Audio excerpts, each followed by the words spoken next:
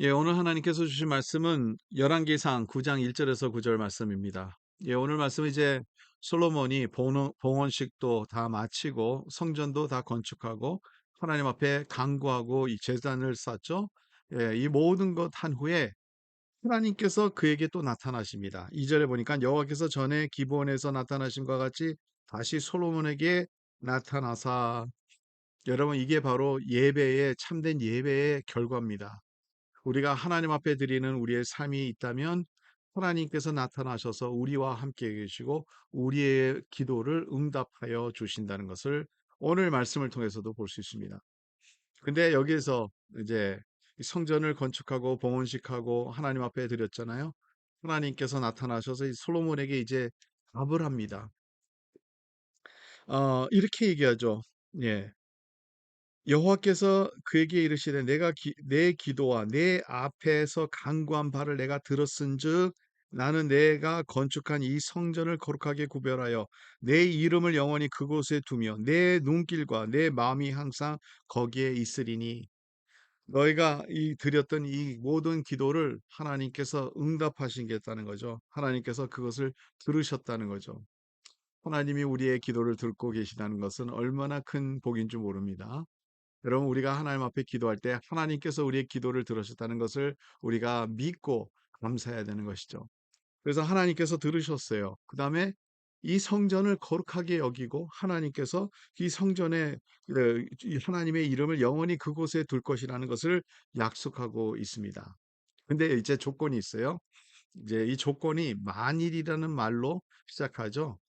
그래서 첫 번째 만일은 4절에서 나오는 것과 이제 5절은 결과고, 그다음에 두 번째 만일은 6절에서 나오고 7절은 7절과 8절은 그 결과가죠. 그러니까 첫 번째 만일은 뭘까요? 첫 번째 만일은 쉽게 말한다면 만일 내가 이 말씀 하나님의 말씀대로 행하였으면, 그리고 다윗의 행함에 그대로 행하였으면, 그러니까 올바른 왕이 되고 하나님을 믿고 하나님을 의지할 때. 그래서 사전에 이렇게 얘기하고 있습니다. 내가 만일 내 아버지 다윗의 행함같이 마음을 온전히 하고 바르게 하여 내 앞에서 행하며 내가 내게 명령한 대로 온갖 일에 순종하여 내 법도와 율례를 지키면, 하나님의 말씀에 순종해서 그 하나님의 말씀에 순종한 그 법도와 율례를 지키면, 하나님 앞에서 살아가면, 하나님 앞에서 다윗이 행한 것 같이 정직하게 살아가면, 올바른 것을 행한다면, 그 다음에 결과는 내가 내 아버지 다윗에게 말하기를 이스라엘 왕위를 오를 사람이 내게서 끊어지지 아니하리라 한 대로 이스라엘의 왕위를 영원히 견고하게 하리라. 왕위를 견고하게 다윗에게 약속했던 것이 그대로 솔로몬에게도 이루어질 것이라는 것을 약속하고 있습니다. 그러면 두 번째 만일은 뭘까요? 그 반대죠. 두 번째 만일은 6절입니다. 만일 너의 자손이 아주 돌아서서 나를 따르지 아니하며 내가 너의 앞에 둔 나의 계명과 법도를 지키지 아니하고 가서 다른 신을 섬겨 그것을 경배하면. 예. 어떤 분이 그러더라고요. 주 목사님은 성경 말씀 계속 한다고요. 지금은 우리 교회가 말씀으로 세워져야 되기 때문에 제가 말씀 할 수밖에 없어요. 근데 그것이 제가 하는 게 아니에요. 오늘 보세요. 말씀을 너희가 지키면 하고, 말씀을 너희가 지키지 아니하면, 성경의 말씀이죠. 성경 말씀이 바로 그것을 우리에게 늘 강조하고 있습니다. 그래서 만일 너의 자손이 돌아서서 나를 따르지 아니하면, 그냥 하나님과 함께하지 아니하면, 그리고 그 계명과 법도를 지키지 아니하면, 그러면 7절입니다. 결과가 내가 이스라엘에 내가 그들에게 준 땅에서 끊어버릴 것이요. 얼마나 무섭습니까? 끊어버릴 거라는 거죠. 약속의 백성으로서 끊어버릴 거라는 거죠. 그 다음에 내 이름을 위하여 내가 거룩하게 구별한 이 성전이라도 내 앞에서 던져버리니니.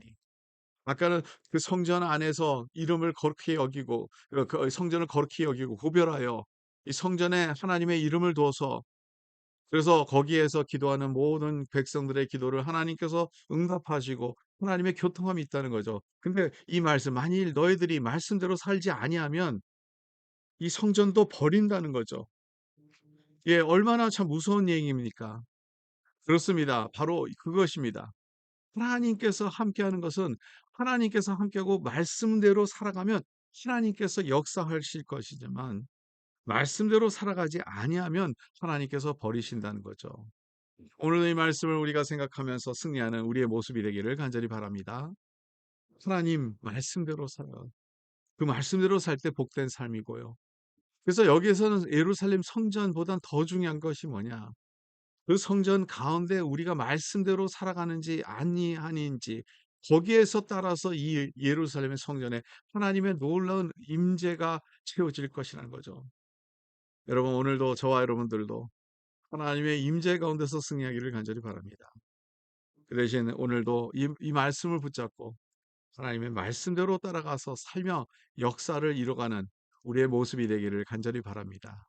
하나님 감사합니다. 오늘도 이 말씀대로 하나님께서 함께 하신다고 그랬었는데 주님 하나님의 말씀을 지켜서 행하고 하나님의 뜻대로 살아가고 하나님과 함께하는 삶을 살 수 있도록 도와주시옵소서. 그럴 때 예루살렘 성전에 함께 하셨던 것 같이 하나님께서 오늘도 저희들 가운데 구별하여 함께 해주시고 성령님이 함께 해주셔서 이 세상이 알지 못하는 진리를 알게 해주시고 세상이 알지 못하는 은혜를 우리가 체험하게 해주시고 하나님의 백성으로서 오늘도 승리하게 하옵소서.